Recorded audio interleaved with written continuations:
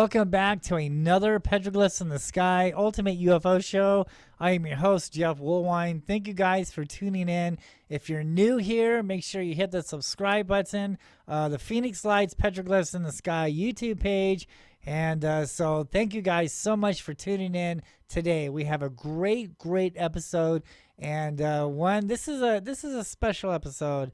We are going to discuss the Anunnaki. And we're going to be talking about some of these ancient texts that probably is new to a lot of people, but I feel that it could be relevant to what we see in the skies today, these UFOs. And so, yeah, we are going to be talking about that. And so it's going to be a great show. Thank you guys so much for tuning in. And so, yeah, let's get to it. Let's get to the announcements. All right. Okay, first of all, I want to say a big shout out, a big thank you to Jennifer Battershill. I hope I'm saying your last name correctly. And so, yeah, thank you so much for the kind words on your YouTube video about the show, about my work. And I just want to give a great shout out to you. Thank you so much for sponsoring me and believing in my work. And yes, it's very possible that you and I are seeing the same things. And so, yeah, thank you so much, Jennifer, for tuning in and for saying such kind words about the show and everything. You rock. And make sure everybody goes and checks out Jennifer Battershill. Okay, find her on Facebook, and I believe she's on that YouTube channel also. So yeah, thank you so much, Jennifer, and I really appreciate everything. I appreciate you and your hard work, and you're awesome. Thank you so much. Okay. All right, so I have another show, another YouTube channel, Haunted Encounter Adventures. Make sure you check that out. We have been going around, I guess, for the past year or so, investigating haunted places. And so, yeah, if you're into the paranormal or ghosts and things like that, and just neat stuff, you know, check out my YouTube channel, Haunted Encounter Adventures. Please subscribe to that channel, and yeah, stay up to date with all the all the ghost adventures that we do on that page. Thank you so much. Okay, here we go. The Phoenix Lights Petroglyphs in the Sky: True Stories, Myths, Legends, and UFOs over Phoenix, Volume 1. Written by yours truly, 15 years in the making. This goes into the history of Phoenix, Arizona. Not the history that you know today, not what the archaeologist wants you to believe, not what the textbooks in your high schools and college and stuff like that want you to believe.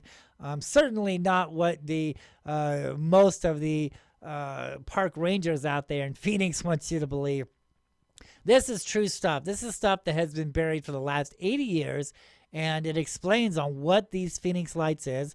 Those of you who know me, I'm a resident here in Phoenix, born and raised, and I've been seeing these I've been seeing these, boy, tongue-tied. I've been seeing these UFOs in the sky ever since I was a kid. So I was brought up on these things.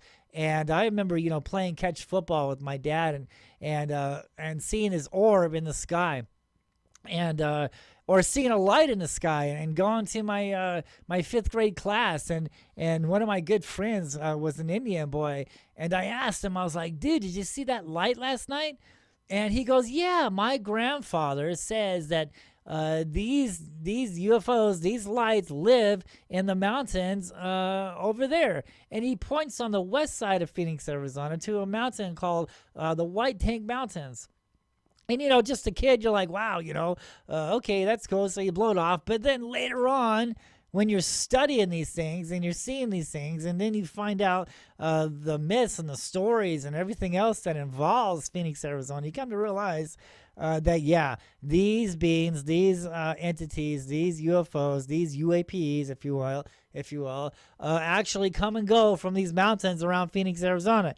And it has everything to do with the fault lines. It has everything to do with the energy within the fault lines and tracking of the sun when it follows the seasons. Yeah, so All this information can be found in my book. Tons of photographs.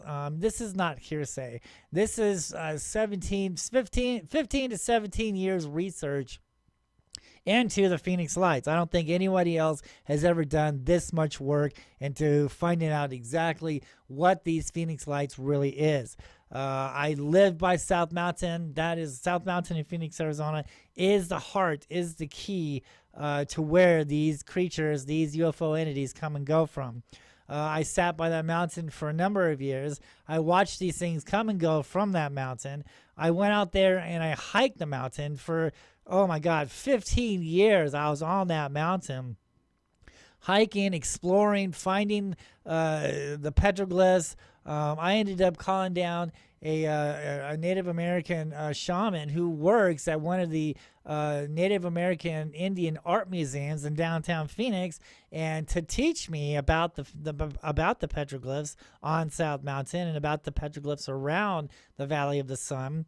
And he was going into doorways and spirals and spirits of the earth and sky and just crazy stuff, right?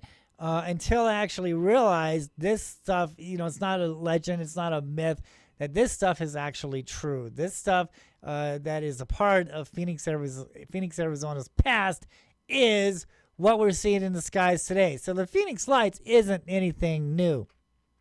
This has been going on for 1,000 years. Right, and in today's show, we could put an approximate date on when these things everything started to occur. So that's later on in the show today. And so yeah, and also not only did I hike the mountain, I found the tombs up there. I found evidence of the Mayans. I found evidence of the sacrificing altars out there in Phoenix, Arizona, on the mountains, on South Mountain. And not only did I go to the downtown Phoenix Library, and I dug up the history on South Mountain, and lo and behold, there's a folder, and it talks about the first park ranger, Charles Holberg. Okay, in the 1930s to the late 40s, and he talks about the gold tombs out there. He talks about protecting the gold tombs left by the Mayans. He even goes as far as to say that Phoenix, Arizona, was once part of the 7 cities of gold, the 7 cities of Cibola. Now, we're going to go into that a little bit later on in the show. 7 has a lot to do with stuff. Why 7? I think in today's episode, we might get an idea why 7 is so magical, so holy, so significant. But yeah, 7 cities of gold. Now, why would the first park ranger of Phoenix, Arizona, a very well-known man, a very looked-up man, a very respected man, not only here in Phoenix, all right, not just Phoenix, but California, Utah, New Mexico. I mean, this guy was very popular in the park ranger field. So he's just not some Joe Blow. All right, this guy was very knowledgeable. This guy was very looked up to. All right, now his records say that the Mayans were here along with the Hohokam Indians, and he even goes as far as tell us how the Hohokams disappeared. Because the archaeologist wants us to believe, well, they simply migrated somewhere else. Well, if they did that, then where the hell did they go? We can't find any evidence on where these people went. They lived here for 1,000 years, and then all of a sudden they disappeared. Archaeologist says they migrated somewhere else. But the legends and the myths and the stories that we hear from not only today's Native American, but also from the Native Americans in Holberg's time, and also what's carved in the rocks, tell a completely different story. So these people did not leave, but they were part of the Phoenix Lights. These Phoenix Lights and these other creatures, these other UFOs that we see in the skies today, interacted with these Indians here in Phoenix, Arizona. Not only here in the Valley of the Sun, but all over the world. So it's interesting too, because we have one civilization race who was masters of their land for 1,000 years, and all of a sudden they disappeared. At the same time that other races around the globe, other tribal Indians, tribal man, around the world disappeared all at the same time. So it just didn't happen in Phoenix. It happened all over the world. And so this book right here goes into the history of Phoenix, Arizona, has a lot of photographs in it, and it talks about how to understand the petroglyphs. And yeah, so it's a great book. It's a neat read. I get complimented every day on this book. So yeah, go out there and check out this book, The Phoenix Lights, Petroglyphs in the Sky, Landscape for the Spirits, True Stories, Myths, Legends, and UFOs over Phoenix. And you can find it on Barnes & Noble. You can find it on ebooks. You can find it on eBay, things like that. And by the way, I don't make any money from this. I never have. So I do not collect one dime off of these books. I told the publishers to give my portions of the proceeds to the foster kids here in Phoenix, Arizona. So I'm not seeing any money on this stuff. It's not about money. It's about getting this true information to you. This is hardcore facts. This is not hearsay. This is not somebody coming in from another state trying to make you believe something that hasn't been proven. No, I'm a native here in Phoenix, Arizona. I was born and raised. I've been seeing these things ever since I was a kid, forever. I was brought up on these UFOs. I explored these UFOs. I explored the history of Phoenix, Arizona, and I believe I have the proven facts. I don't think a lot of these other skywatchers out here or a lot of these other, ufologists can actually, back up what they say. But I can back up everything that I say, not only in my books, but all the cable shows I've done, the radio shows that I've done. All my research has gone into this book, and right now, me and you talking. So yeah, check it out. The Phoenix Lights, Petroglyphs in the Sky, Landscape for the Spirits. All right. Thank you guys so much. Okay, here we go again. Vulture City Mines. Vulture City Paracon Part 2. Here we go. This is coming up real fast, you guys. Up here in Wickenburg, excuse me, Wickenburg, Arizona. We're having the Vulture City Paracon Part 2, October 8th, 9th, and 10th of this year, ladies and gentlemen, 2021. And we're going to go out there and we're going to do ghost hunts. And we're going to do the first time ever out here in this event. I was there at the Paracon 1.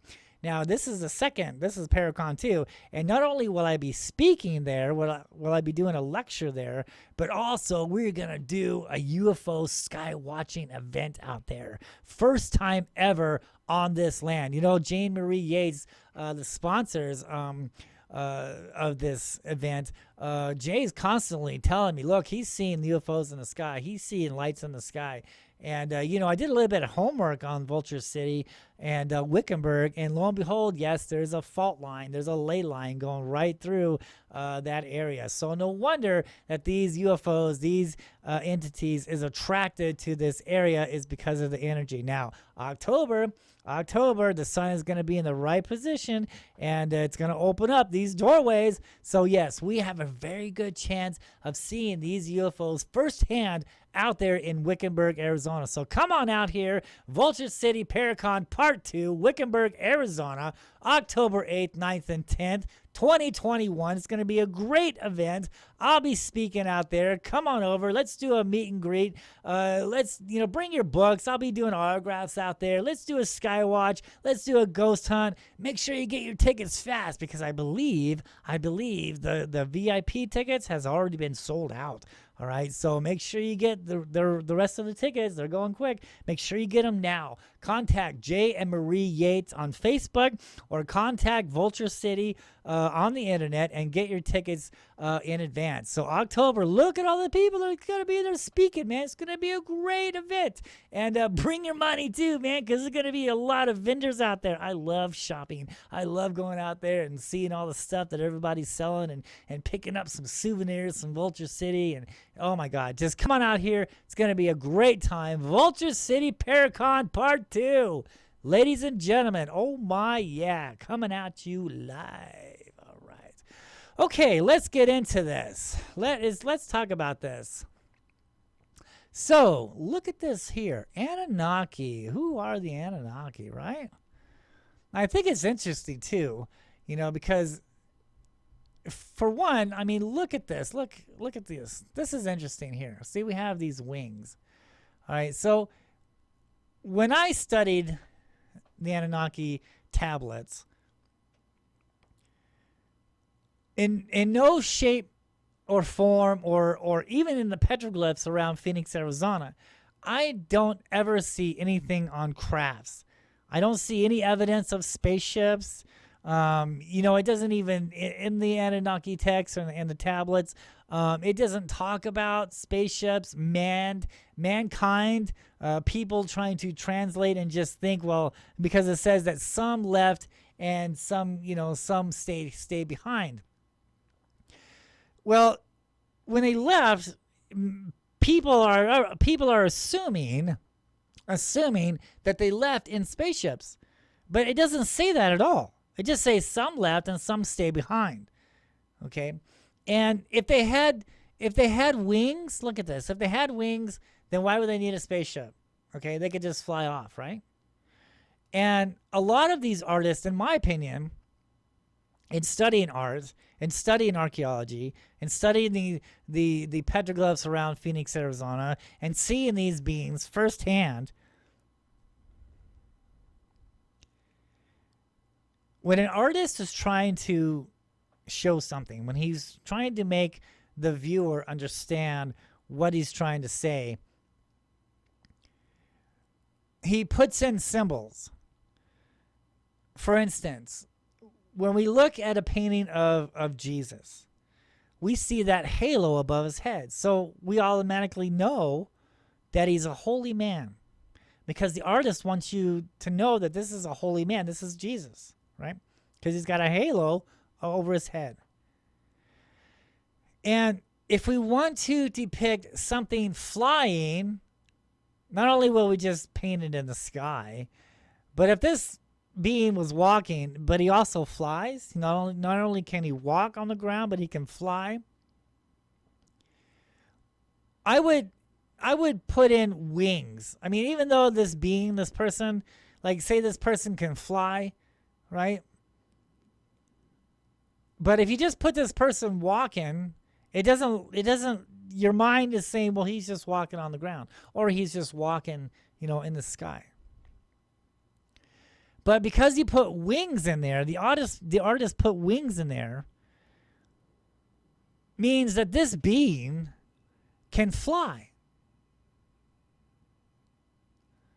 And we know from the Native Americans, we know from watching these things firsthand, seeing it from our own eyes, we know that these things are shapeshifters. Okay?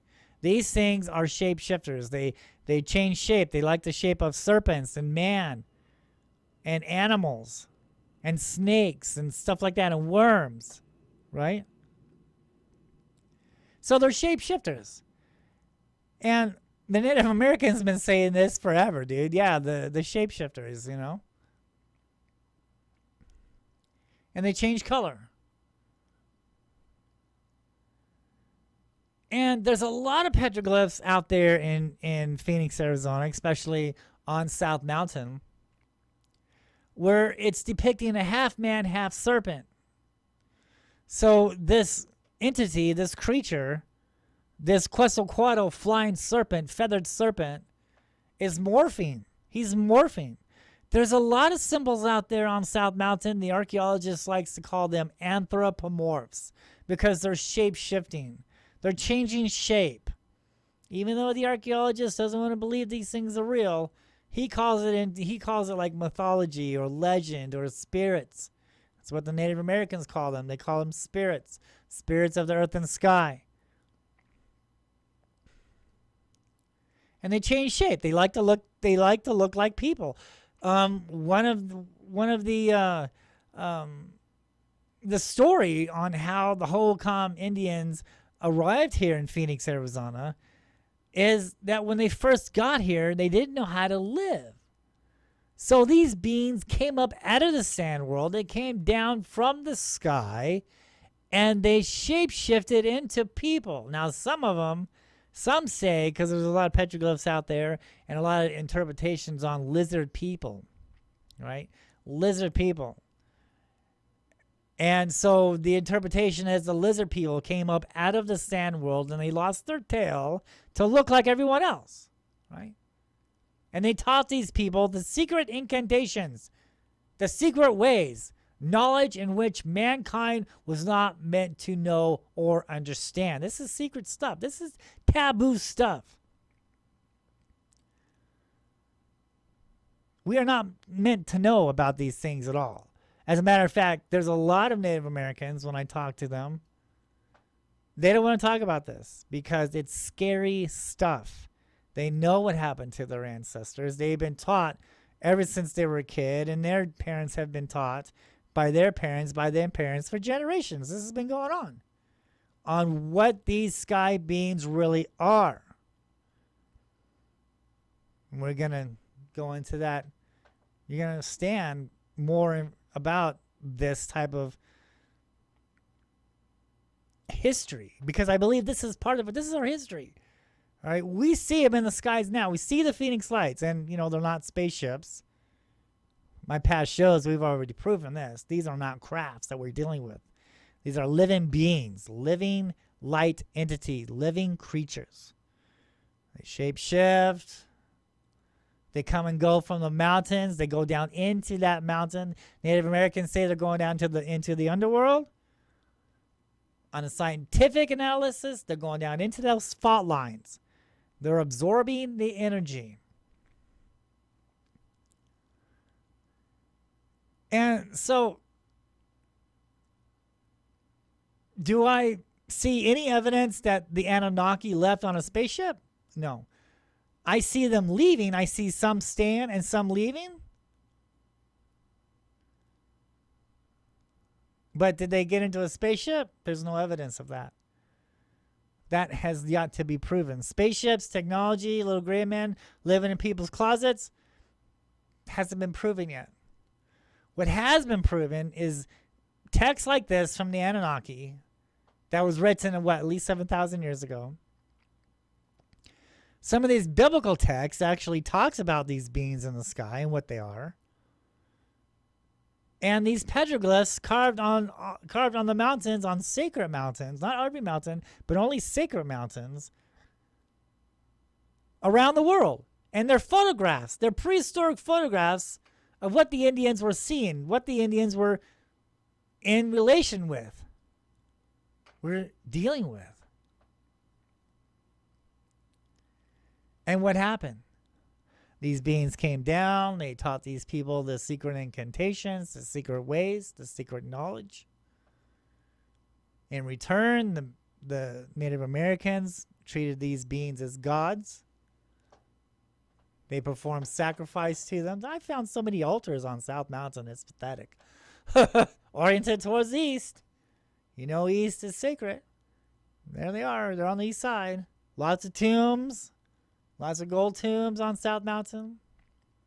By the way, they made South Mountain a government park. Why did they do that? Why didn't they make all these mountains, around Phoenix, government parks? But why did they pick on South Mountain? It's because there are tombs on South Mountain. They don't want you to dig up all this history. The history that I'm bringing forward to you now, the proven facts, the proven history on what the Phoenix Lights is, what Phoenix, Arizona came from. I mean, because they say, Phoenix is the fiery bird that rose out from the formal civilization, but they barely talk about this formal civilization. Why? Because that formal civilization consists of giants and these beings from the sky and from the underworld and demonic creatures, monsters, if you will. And that's what I think we are dealing with here. There are some good, there are some bad, and we're going to go over that here in today's show.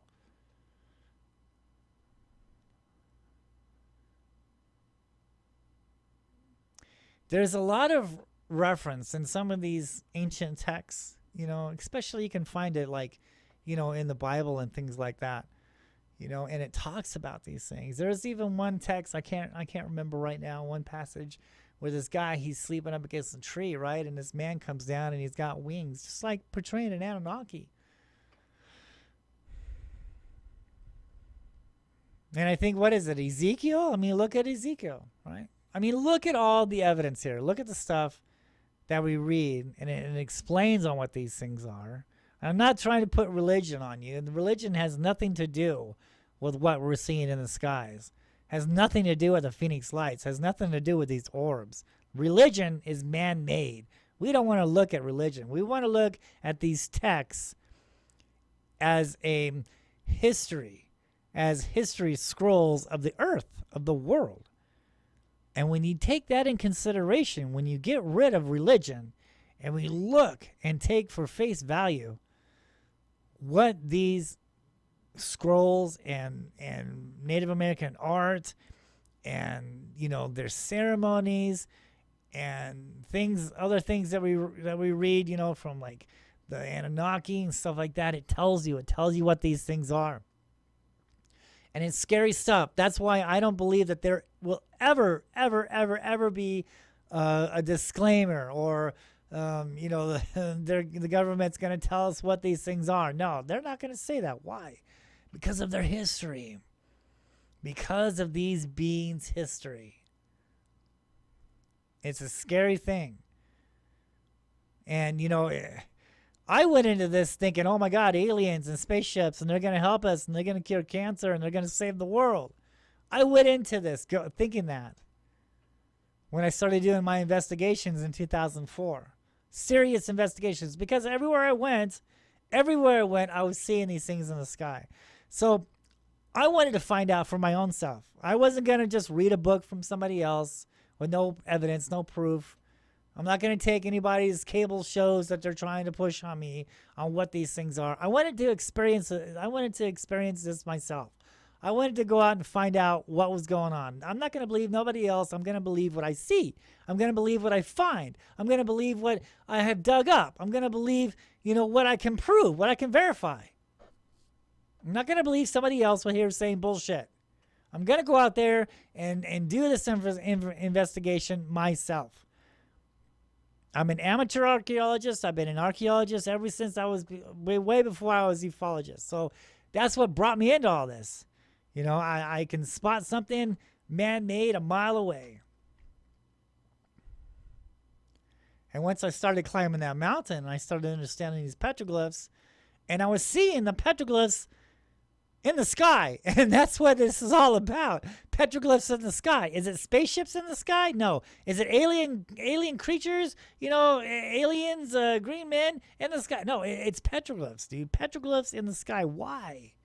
Why is it petroglyphs? Because we see the petroglyphs carved on the rocks, the prehistoric photographs, and now we're seeing the exact same stuff, the exact same things as what the Native Americans saw in their time, in their day, over 1,000 years ago, and continuing on. This has been going on for a long time. We're going to talk about this later. And I went down this road thinking, here to help us, I'm looking at the evidence that I dug up, the facts that I discovered, the proven evidence, and I completely 180'd on this stuff. I went from here to help us to, oh my God. Oh my God, dude, what the hell? What is going on? You know, this made me look at the earth completely different. Made me look at the whole picture. Everything. What we've been, you know, led to believe, the history of facts that, you know, has been covered up, and I understand why they covered this up and don't want you to talk about this. You know, because Charles Holberg, he told people about these beings. He knew about these spirits of the earth and the sky. He knew about the tombs on South Mountain. He knew about the Mayans that were here. He knew about the giants that walked the earth here in Phoenix, Arizona. He knew all this stuff, and he told people this. This was not a secret in his day, 1930s. He made little flyers. You can find this flyer on my website. All my YouTube videos on the description below is links to my website. And there you can see one of the tombs that I discovered out there. I discovered like 4 tombs. But you can see one of the tombs on my website there. You can see Charles Holbrook. The first thing he says in his little flyer there, the city of Cibola, the lost city of Cibola, the lost city of gold.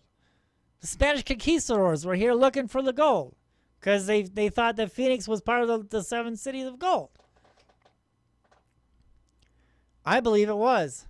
Holbrook believes it was. There's evidence to suggest that it was. That Phoenix, Arizona was one of the lost cities of gold. There's the evidence. I mean, when you look at the hard facts, when you look at the evidence here, Holbrook believed it, and he was a respected official, a respected man on the west coast of the United States.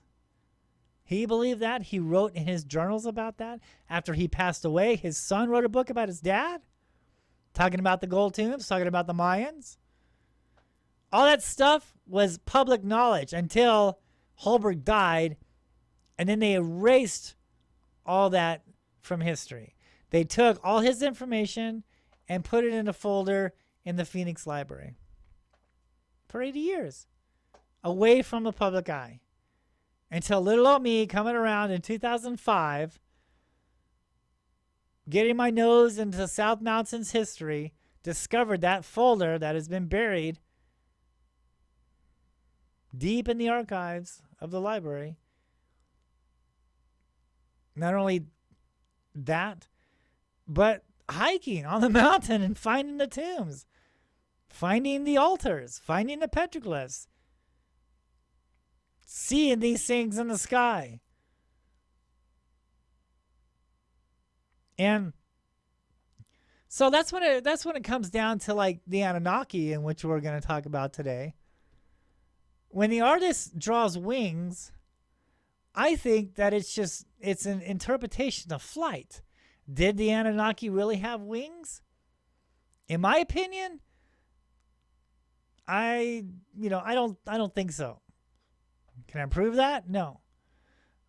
Did they? Quite possibly, maybe they did. We don't have any evidence of any of this. All we can go by is what these tablets depict.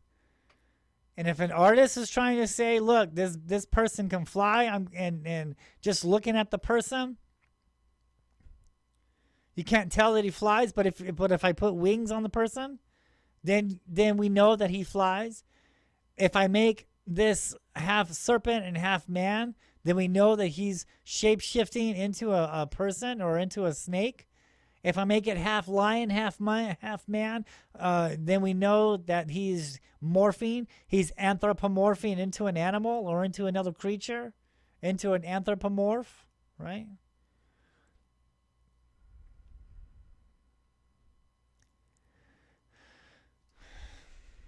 That's just my opinion. That's where, the scriptures and the tablets and all these sacred scrolls and things that I've been studying throughout the many, many, many, many, many years is leading me to believe. Okay.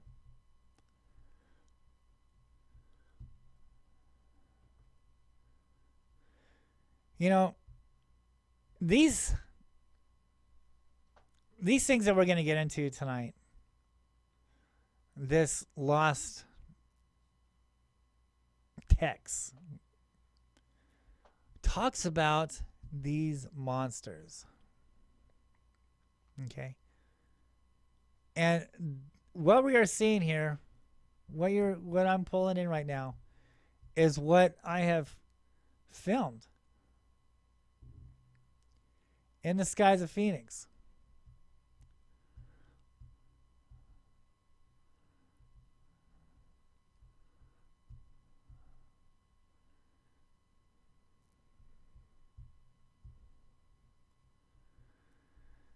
And the carvings out there on South Mountain, I mean, it's understanding it, like seeing it, right? They're like demonic creatures. They're like monsters, if you will. And that's what this text that we're going to talk about, that I'm going to present to you tonight, talks about. It talks about how some of these Anunnakis, there was actually a war here. There was a war going on between this entity race. And some of them made monsters so they could fight this other entity, these other Anunnaki. I mean, look at the India text. Look at the India. And when it comes to the Viamatis.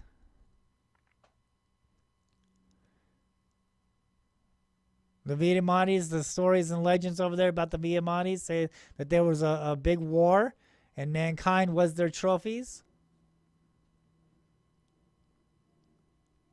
And obviously the good ones won because we're not enslaved anymore. We're going to go into that later in the show. And they had these magical staff weapons that was able to shoot at these monsters in the sky.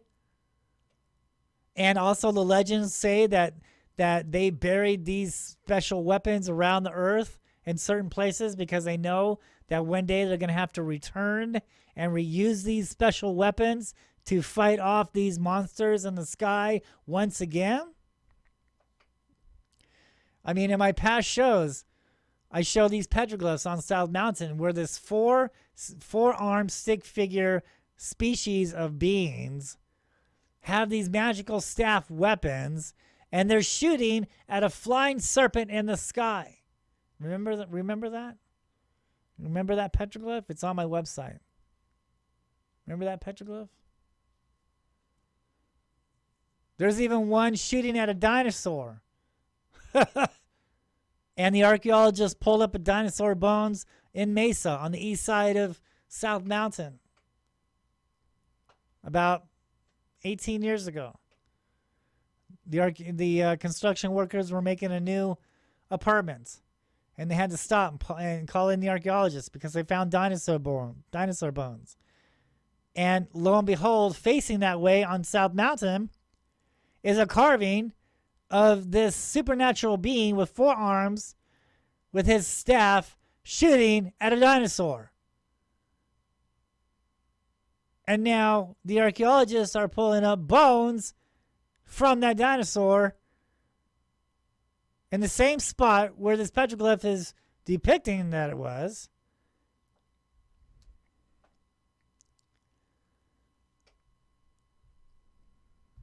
Are these spaceships? Are these crafts? No. These are living beings, living entities. These are scary stuff. And we might possibly have an explanation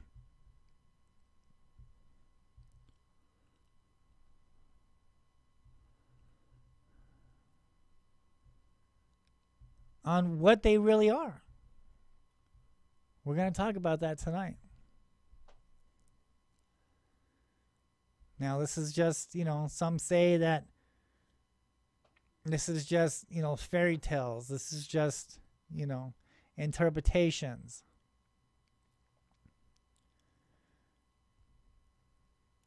The things we're going to go over with tonight has been around for 200 years.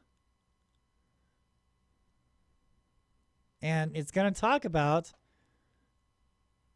how there was a war here on Earth. It's going to explain on what possibly these things that we see in the skies today.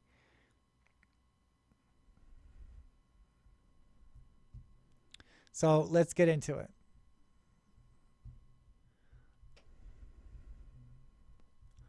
Okay, so this right here, this guy here he is Enki. He is one of the Anunnaki, a Sumerian god of water, knowledge, mischief, and crafts and creation. The exact meaning of this word is unclear, but common translation is Lord of the Earth. Lord of the Earth. It is believed the Anunnaki was here 400,000 years ago. 445,000 years ago. That's a very long time. Some scholars believe the word Anunnaki means the ones who came down from heaven. Anunnaki are the ones who came down from heaven. Now, when we read Genesis 6, doesn't it say that these beings were cast down out of heaven? These beings were thrown here to earth? Anunnaki, the ones who came down from heaven?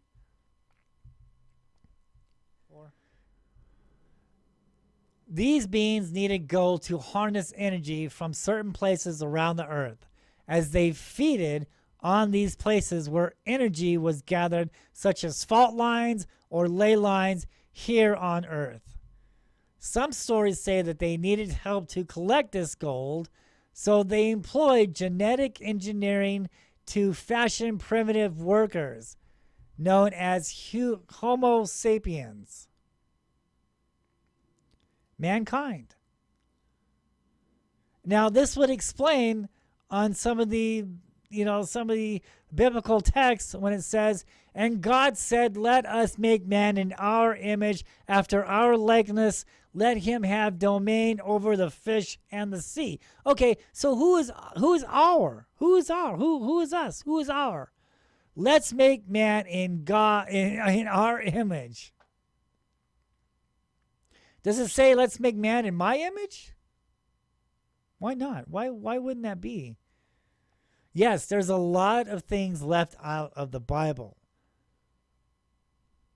And this stuff here from the Anunnaki, from Ezekiel's text, from the Babylonian text, is part of these biblical tales that have been left out. It explains what these UFOs in the skies that we see in the skies today.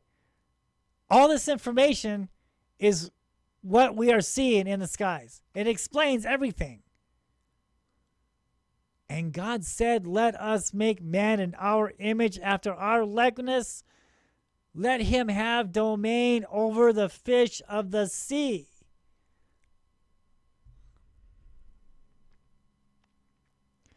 Now, here's where it gets interesting. A Sumerian god named Enlil, he was said to be king of all the gods. And he set out to eliminate humanity because those people were disturbing his rest. He successfully sent drought, famine, plague, and floods to wipe out humanity. But Enki, towards his half-brother, by teaching him how to counter these threats.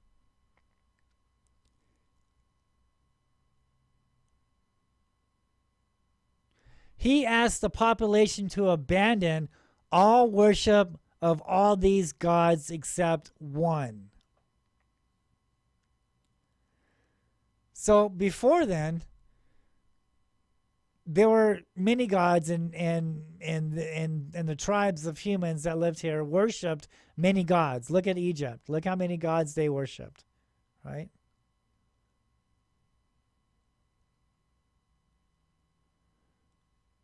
And look at Akhenaten. Akhenaten believed in one God. And he moved all his tribal people away out of Egypt to a certain spot to worship only one God.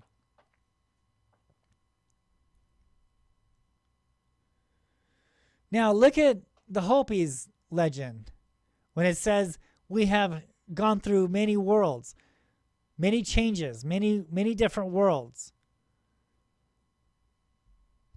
Now, is this because of Eli's destruction of mankind?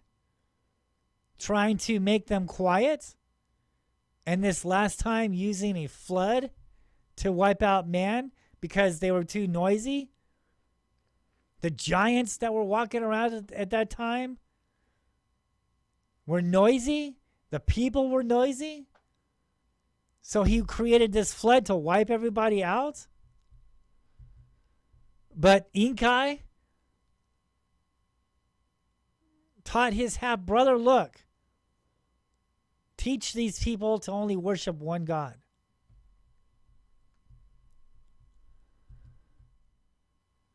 As a matter of fact, some scholars and some of these Sumerian texts actually say that Inkai was the one who saved mankind and told a certain person to make a boat and to save, some of these animals because the flood was coming.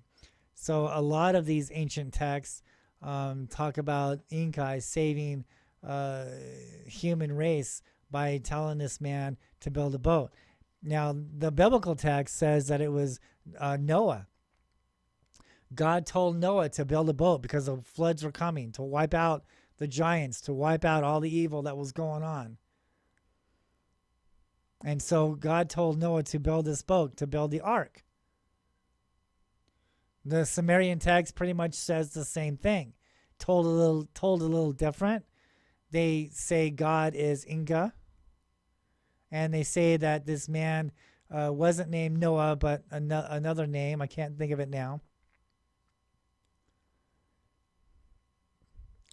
And in these Sumerian texts, it wasn't just one boat. There was many boats that were constructed to save mankind. One of them was so big it was round. It was a round boat.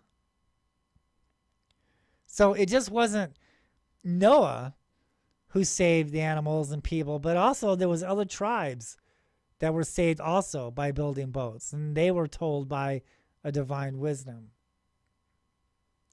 A lot of this information was left out of the Bible, and this stuff we can find, 7,000 years ago, written on these tablets, talk about the same flood myth, the same flood story.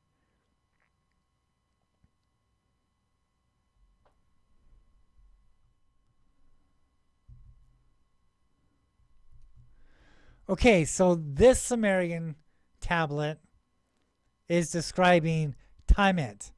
Now,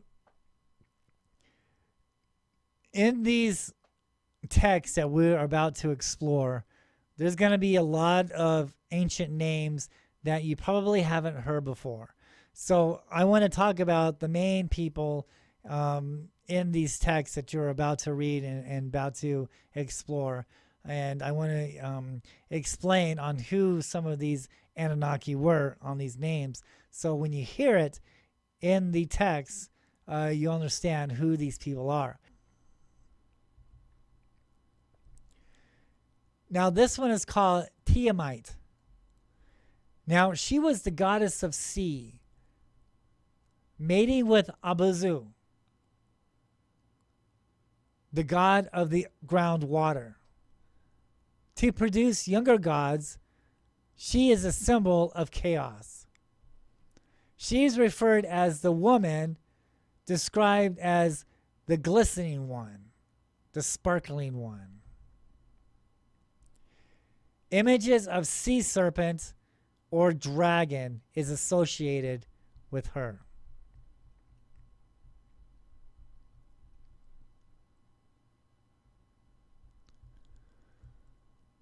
And you can see in the tablet there the serpent, the great snake.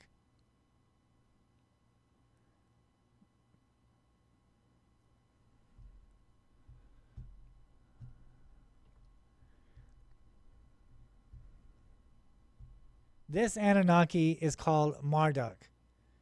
Now, in the text that I'm about to present to you, the scholar writes Marduk Chorus. He just doesn't call him Marduk, but Marduk Chorus, which means demon, which means devil. Satan. Is this Satan?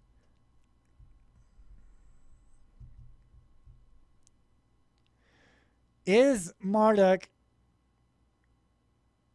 known to us as Satan or the devil? Is Marduk also known as Satan?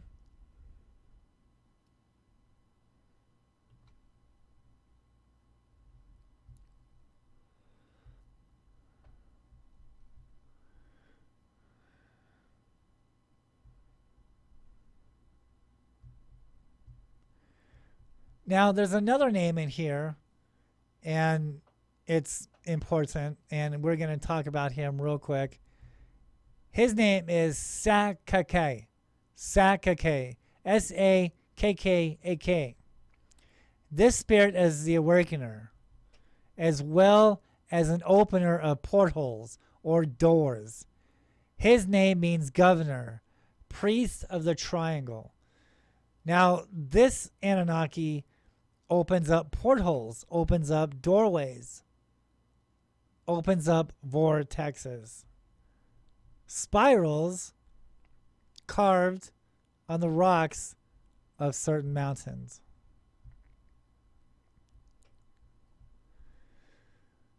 Now, without further ado, I present the hidden text of the Anunnaki. Is left of the old faith that existed before Babylon was built, and it was originally in their tongue. But I have put it into the golden speech of my country, so that you may understand it.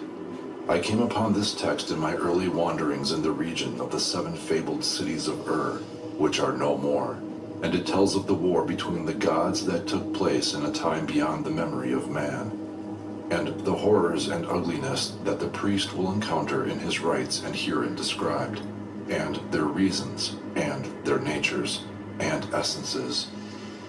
And the number of the lines is sacred, and the word are sacred, and are most potent charms against the evil ones. And surely, some magicians of the country do write them on parchment or clay, or on pottery, or in the air, that they might be efficacious thereby, and that the gods will remember the words of the covenant. I copied these words down in my tongue, and kept them faithfully these many years, and my own copy will go with me to the place where I will go when my spirit is torn from the body. But heed these words well, and remember, for remembering is the most important and most potent magic, being the remembrance of things past and the remembrance of things to come, which is the same memory. For it hath caused madness in men and in beasts. The text. 1. The Magan text. Hearken and remember. In the name of Anu, remember. In the name of Enlil, remember. In the name of Enki, remember. When on high the heavens have not been named, the earth have not been named, and naught existed but the seas of Absu, the Ancient One, and Mumu Tiamat, the Ancient One, who bore them all, their waters as one water. At this time, before the elder gods had been brought forth, uncalled by name, their destinies unknown and undetermined, then it was that the gods were formed within the Ancient Ones. Lumu and Lamu were brought forth and called by name, and for ages they grew in age and bearing. Anshar and Kishar, who beget Nu-Dimud, our master Enki, who has no rival among the gods. Remember, the elder ones came together. They disturbed Tiamat, the Ancient One, as they surged back and forth. Yea, they troubled the belly of Tiamat by their rebellion in the abode of heaven. Absu could not lessen their clamor. Tiamat was speechless at their ways. Their doings were loathsome unto the Ancient Ones. Apsu rose up to slay the Elder Gods by stealth. With magic charm and spell, Apsu fought, but was slain by the sorcery of the Elder Gods, and it was their first victory. His body was laid in an empty space, in a crevice of the heavens. Hid, he was laid, but his blood cried out to the abode of heaven. Tiamat, enraged, filled with an evil motion, said, "Let us make monsters, that they may go out and do battle against these sons of iniquity, the murderous offspring who have destroyed a god." Uber rose, she who fashioneth all things, and possessor of magic like unto our master. She added matchless weapons to the arsenals of the Ancient Ones. She bore monster serpents, sharp of tooth, long of fang. She filled their bodies with venom for blood. Roaring dragons she has clothed with terror, has crowned them with halos, making them as gods, so that he who beholds them shall perish, and that with their bodies reared up, none might turn them back. She summoned the viper, the dragon, and the winged bull, the great lion, the mad god, and the scorpion man, mighty rabid demons, feathered serpents, the horseman, bearing weapons that spare none. Fearless in battle, charmed with the spells of ancient sorcery, with all 11 of this kind, she brought forth, with King Gu as leader of the minions. Remember, Enki, our master, fearing defeat, summoned his son Marduk, summoned his son, the son of magic, told him the secret name, the secret number, the secret shape, whereby he might do battle with the ancient horde and be victorious. Marduk Kyrios, brightest star among the stars, strongest god among the gods, son of magic and the sword, child of wisdom and the word, knower of the secret name, knower of the secret number, knower of the secret shape. He armed himself with the disc of power. In chariots of fire he went forth. With a shouting voice he called the spell. With a blazing flame he filled his body. Dragons, vipers, all fell down. Lions, horsemen, all were slain. The mighty creatures of Uber were slain. The spells, the charms, the sorcery were broken. Naught but Tiamat remained. The great serpent, the enormous worm, the snake with iron teeth, the snake with sharpened claw, the snake with eyes of death. She lunged at Marduk with a roar, with a curse. She lunged. Marduk struck with the disc of power, blinded Tiamat's eyes of death. The monster heaved and raised its back, struck forth in all directions, spitting ancient words of power, screamed the ancient incantations. Marduk struck again and blew an evil wind into her body, which filled the raging wicked serpent. Marduk shot between her jaws the charmed arrow of Enki's magic. Marduk struck again and severed the head of Tiamat from its body, and all was silent. Remember, Marduk, victor, took the tablets of destiny, unbidden, hung them around his neck. Acclaimed of the elder gods was he, first among the elder ones was he. He split the sundered Tiamat in twain, and fashioned the heavens and the earth with a gate to keep the ancient ones without, with a gate whose key is hid forever, save to the sons of Marduk, save to the followers of our master Enki.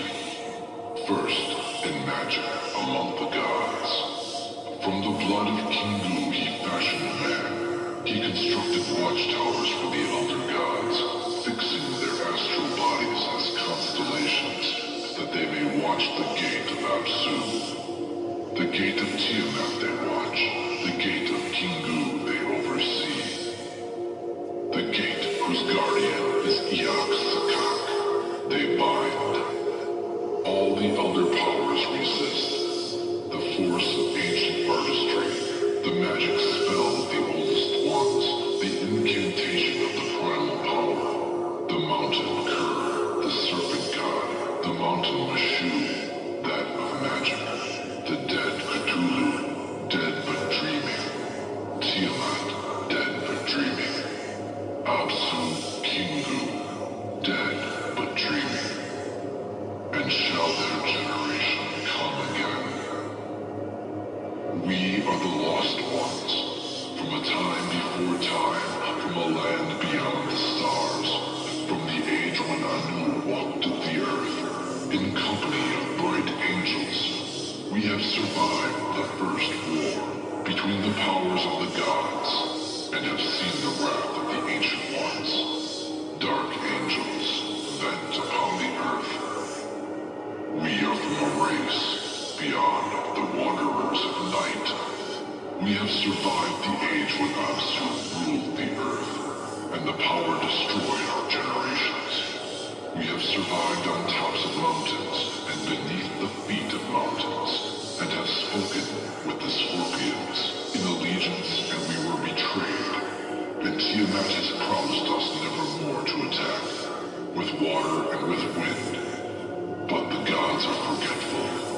Beneath the seas of Nar Maturu, beneath the seas of the earth, Nar Maturu, beneath the world lays sleeping, the god of anger, dead but dreaming, the god of Cthulhu, dead but dreaming, the lord of Kur, calm but thunderous, the one-eyed sword, cold but burning. He who awakens him calls the ancient vengeance of the elder ones, the seven glorious gods of the seven glorious cities, upon himself and upon the world, and old vengeance.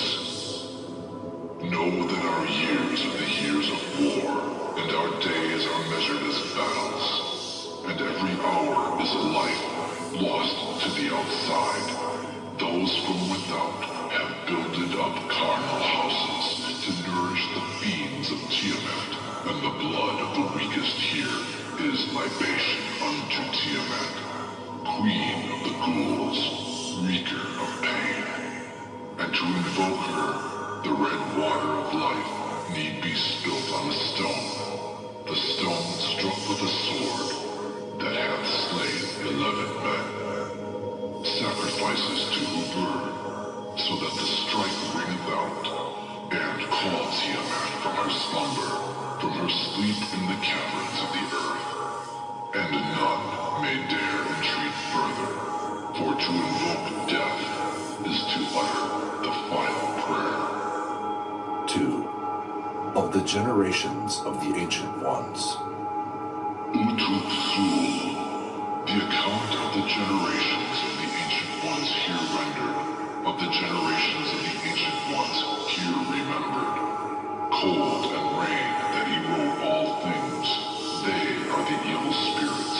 In the creation of Anu spawned, plague gods, Pazuzu, and the beloved sons of Ang, the offspring of Ninkigal, rending in pieces on high, bringing destruction below. They are children of the underworld, loudly roaring on high, gibbering loathsomely below.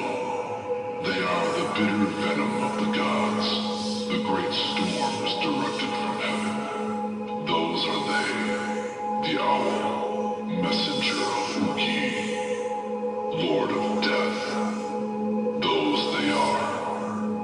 They are the children born of earth that in the creation of Anu were spawned. The highest walls, the thickest walls, the strongest walls, like a flood They pass from house to house. They ravage. No door can shut them out. No bolt can turn them back. Through the door like snakes they slide. To the bolts like winds they blow. Pulling the wife from the embrace of the husband. Snatching the child from the loins of man. Banishing the man from his home, his land. They are the burning pain that presses itself on the back of man. They are ghouls, the spirit of the harlot that hath died in the streets, the spirit of the woman that hath died in childbirth, the spirit of the woman that hath dies weeping with a babe at the breast, the spirit of an evil man, one that haunteth the streets, or one that haunteth the bed. They are seven. Seven are they. Those seven were born in the mountains of Mashur, called magic. They dwell within the caverns of the earth. Amid the desolate places of the earth they live. Amid the places, between the places, unknown in heaven and in earth. They are arrayed in terror. Among the elder gods there is no knowledge of them. They have no name, not in heaven, nor on earth. They ride over the mountain of sunset, and on the mountain of dawn they cry. Through the caverns of the earth they creep, amid the desolate places of the earth they lie. Nowhere are they known, not in heaven, nor in the earth are they discovered, for their place is outside our place, and between the angles of the earth they lie in wait, crouching for the sacrifice. They are the children of the underworld, fallen like rain from the sky, issuing like mist on the earth. Doors do not stop them, bolts do not stop them. They glide in at the doors like serpents. They enter by the windows like the wind. Idpa they are, entering by the head. Namtar they are, entering by the heart. Utuk they are, entering by the brow. Alal they are, entering by the chest. Gigim they are, seizing the bowels. Tilal they are, grasping the hand. Uruku they are, giant larvae, feeding on the blood. They are seven. Seven are they. They seize all the towers from to Nippur. Yet knows them not, yet Nippur does not know them. They have brought down the mighty, of all the mighty cities of man, yet man knows them not. Yes, the cities do not know them. They have struck down the forests of the east and have flooded the lands of the west, yet the east knows them not, yet the west does not know them. They are a hand grasping at the neck, yet the neck does not know them, and man knows them not. Their words are unwrit, their numbers are unknown. Their shapes are all shapes.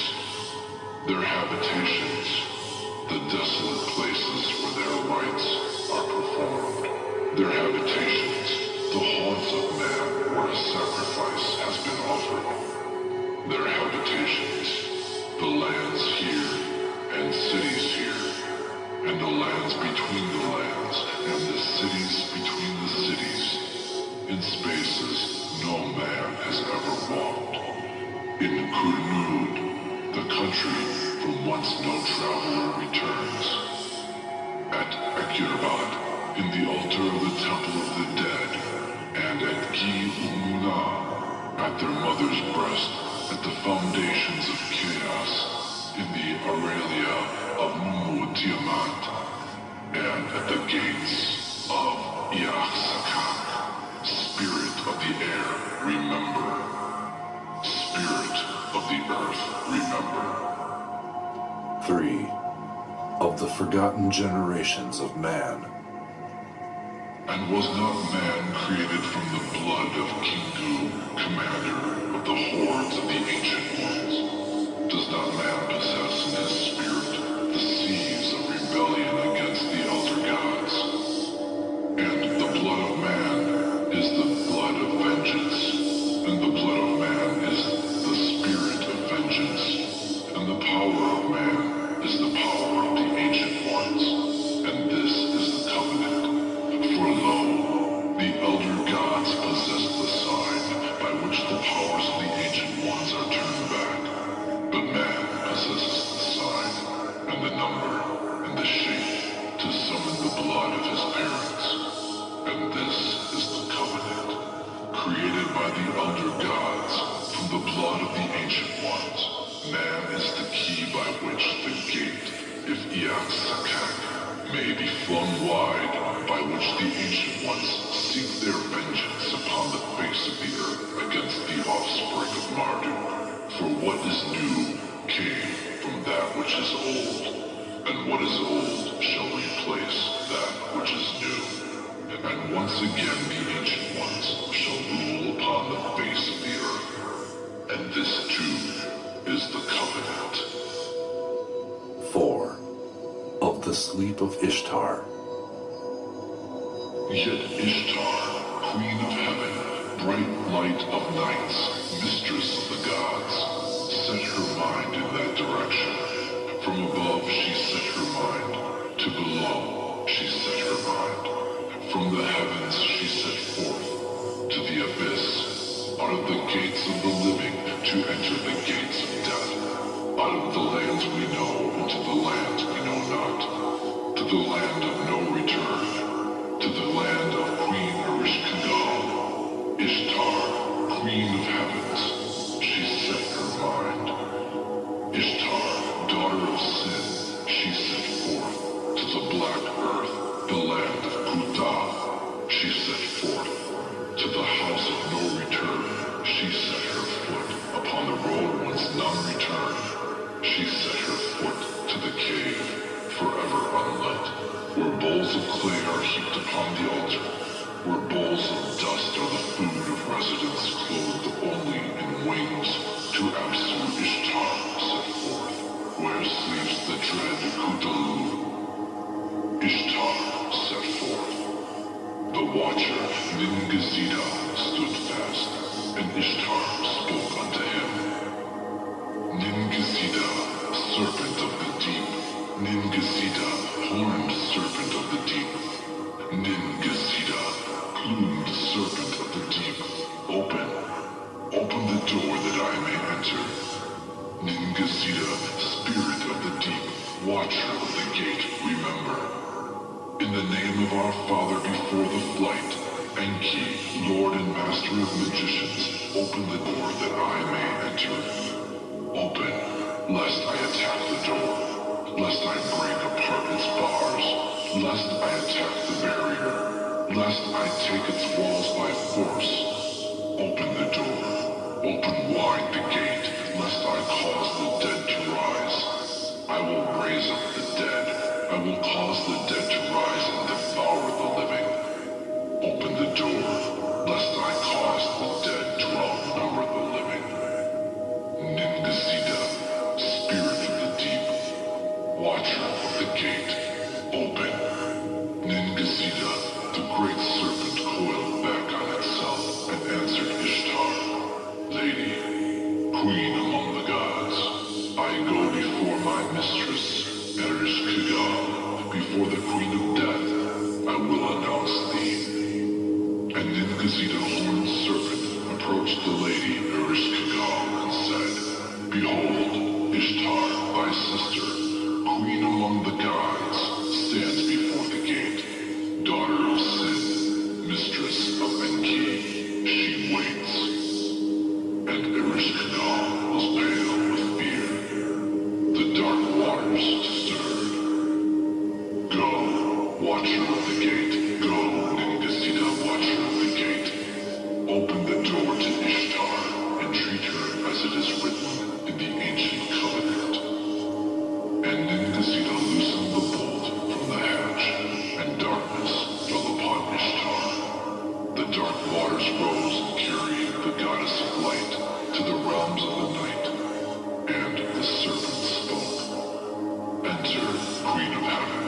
the great above, that Ker may rejoice, that Kuta may give praise, that Kutu may smile. Enter, that Cthulhu may be pleased at thy presence. And Ishtar entered. And there are 7 gates and 7 decrees. At the first gate, Ningasita removed the crown, the great crown of her head he took away, and Ishtar asked, "Why, serpent, hast thou removed my first jewel?" And the serpent answered, "Thus is the covenant of old set down before time. The rules of the Lady of Kutu. Enter the first gate." And the second gate, Ningasita removed the wand of lapis lazuli he took away, and Ishtar asked, "Why, Neti, hast thou removed my second jewel?" And Neti answered, "Thus it is, the covenant of old, set down before time, the decrees of the Lady of Kutu. Enter the second gate." At the third gate, Ningasita removed the jewels around her neck he took away, and Ishtar asked, "Why, gatekeeper, hast thou removed my third jewel?" And the gatekeeper answered, "Thus it is, the covenant of old, set down before time, the decrees of the Lady of Kutu. Enter the third gate." At the fourth gate, Ningasita removed the jewels on her breast he took away, and Ishtar asked, "Why, guardian of the outer, hast thou removed my fourth jewel?" And the guardian answered, "Thus it is, the covenant of old, set down before time, the rules of the Lady Kutu. Enter the fourth gate." At the fifth gate, Ningasita removed the jewels, the belt of jewels around her hips he took away, and Ishtar asked, "Why, watcher of the forbidden entrance, hast thou removed my fifth jewel?"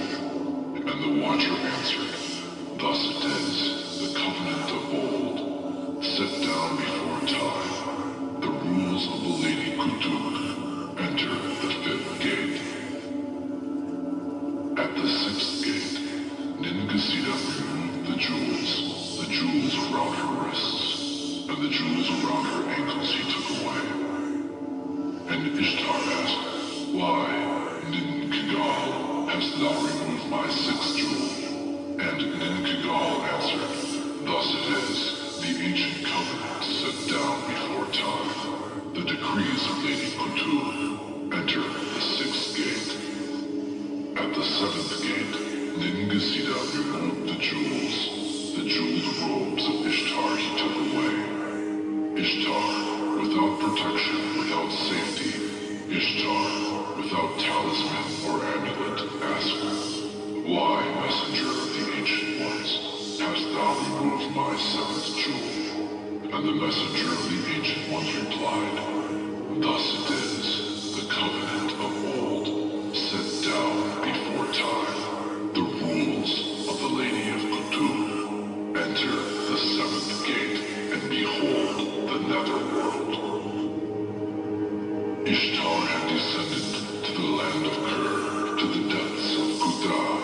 She went down, having lost her 7 talismans of the upper worlds, having lost her 7 powers, the land of the living. Without food of life or water of life, she appeared before Ereshkigal, mistress of death. Ereshkigal screamed at her presence. Ishtar raised up her arm. Ereshkigal summoned Namtar, the magician Namtar.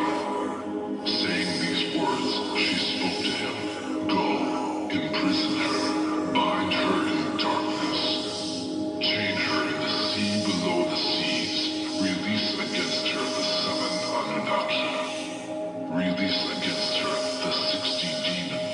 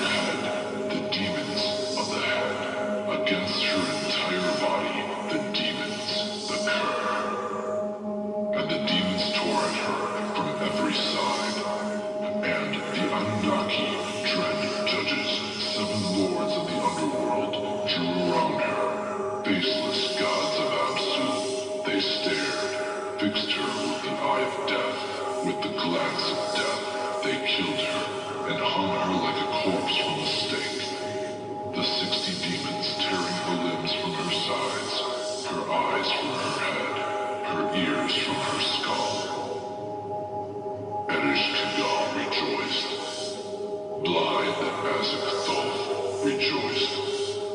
Iaxacat rejoiced.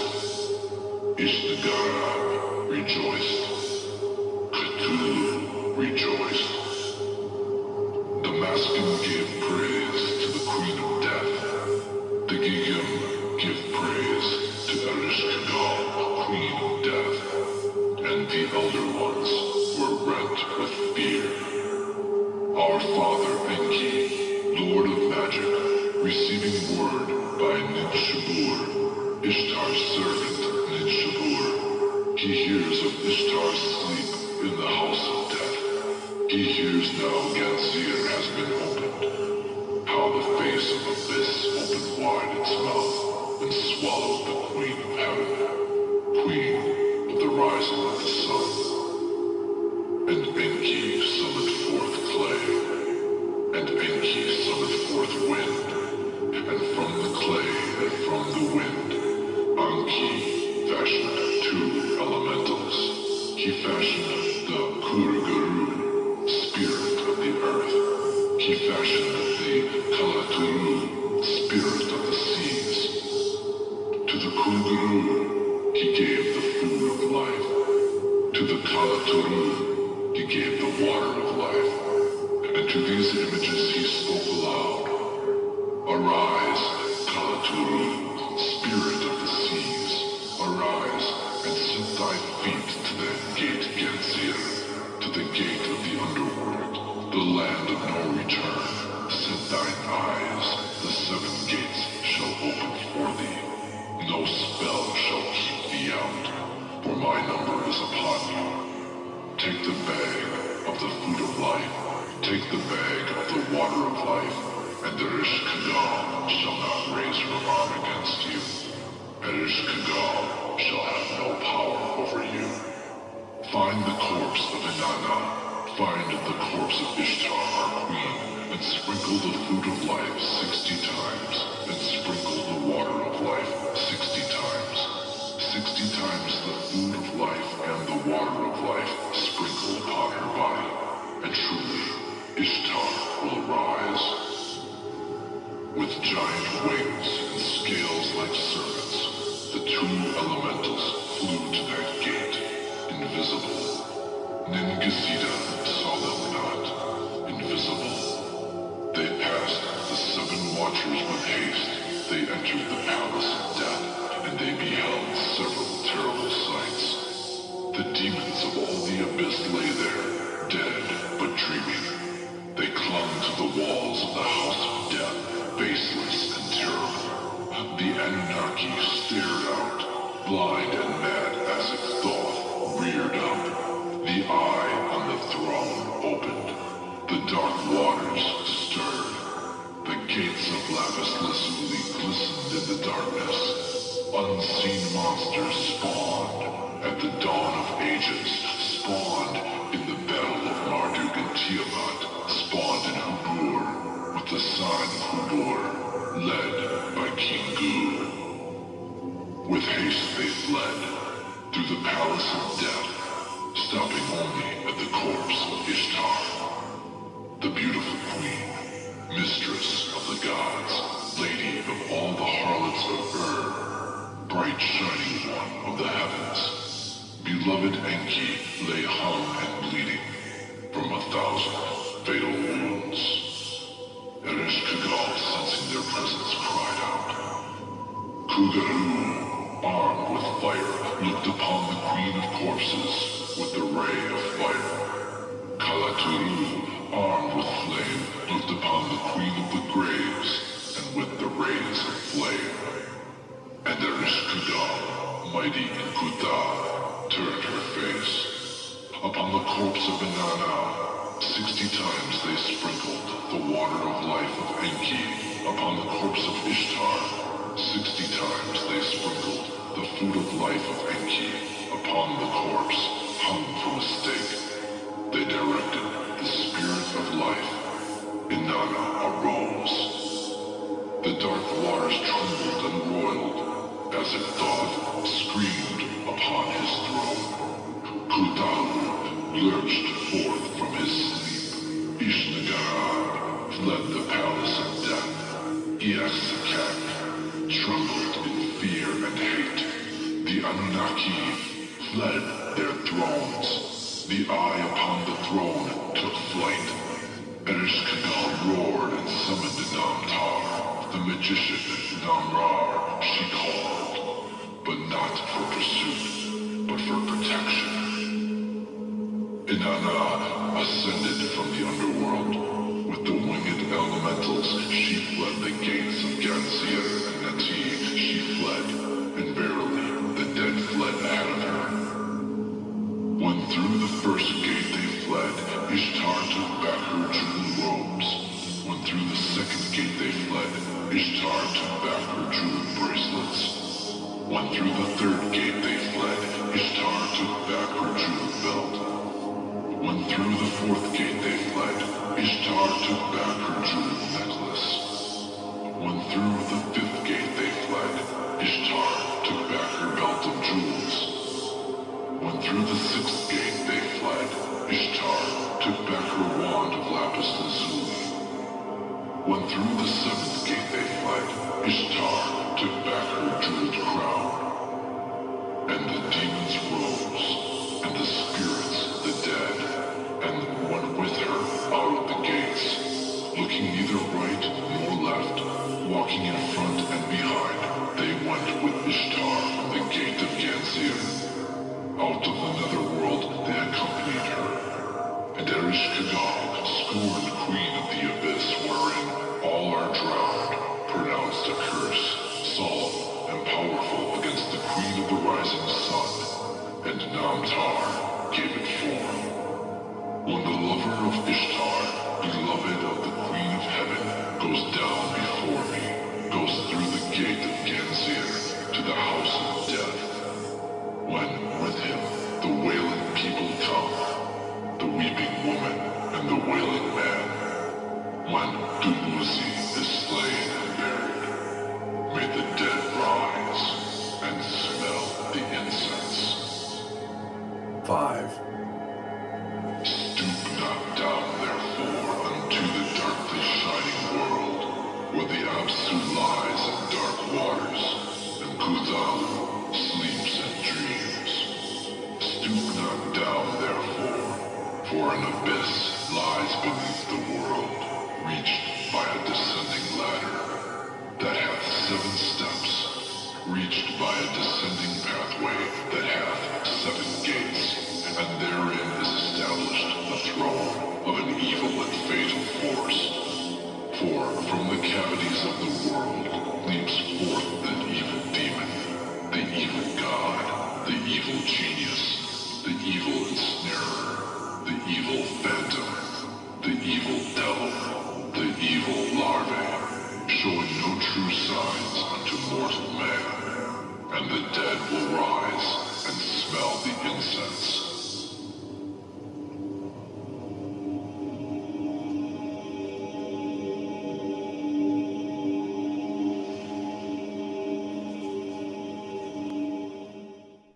Thank you for tuning in to another episode of the Phoenix Lights Petroglyphs in the Sky. Make sure you hit that subscribe button, like, and share this information. Let's get this information to the public. Let's get the information on what the Phoenix Lights really is. Find me on YouTube channel, the Phoenix Lights Petroglyphs in the Sky. Find me on Facebook, and make sure you message me with any questions that you may have, and send me your UFO videos. I'd love to see them. Thank you guys again for watching the Phoenix Lights Petroglyphs in the Sky UFO show. I'm your host, Jeff Woolwine. Bye-bye. See you next time.